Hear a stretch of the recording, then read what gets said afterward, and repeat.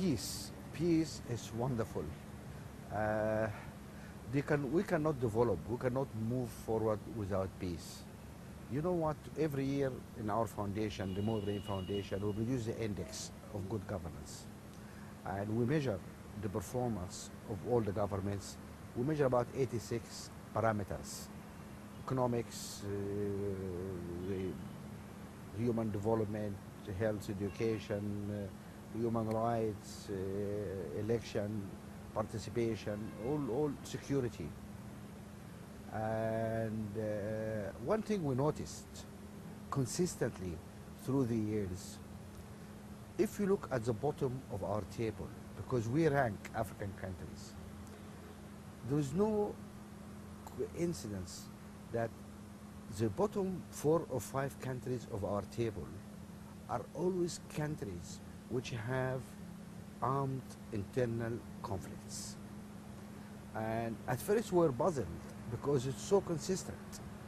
You look at the table and it is Somalia, it is DRC, it is Sudan, unfortunately, my own country. And the only common thing is the lack of peace, armed conflicts. But then when you look at the underlying data, what we find is that when you have internal conflicts, armed conflicts, actually you cannot deliver services. Education is gone. Health, who will run a hospital in the middle of fighting? So the well-being of people, and of course democratic rights are trodden off because it's a state of emergency and nobody respects then the civilian rights, gun rules. And it's back, it is the jungle sort of rule. So nothing like conflicts really destroys governance, destroys the economic well-being of people, delivery of health, education, just forget it. So we cannot move forward with these conflicts.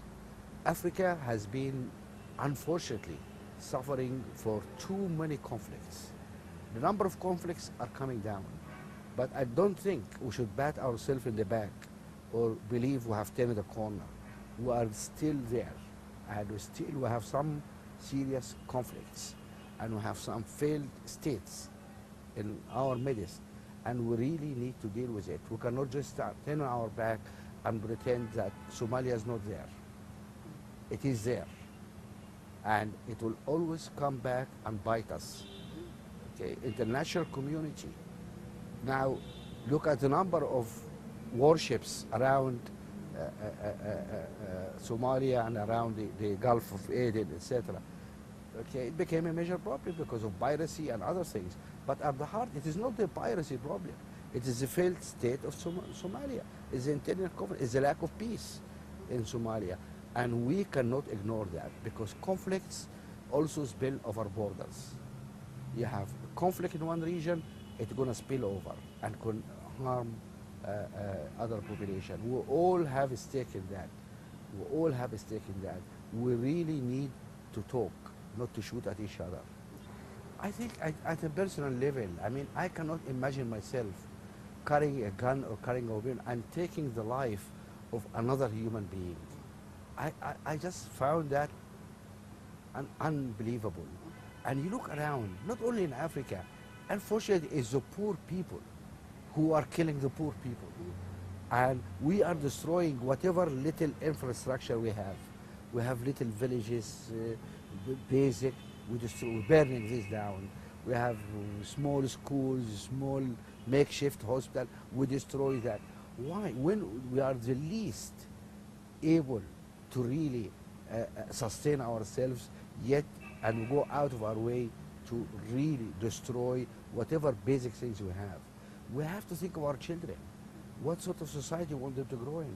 How can you live in a place where your daughter is not safe, is not able to walk out without being raped? I mean, this is unacceptable as a human being. I cannot imagine living under such circumstances.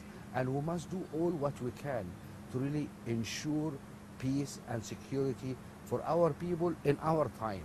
Not tomorrow, in our time. That is really important.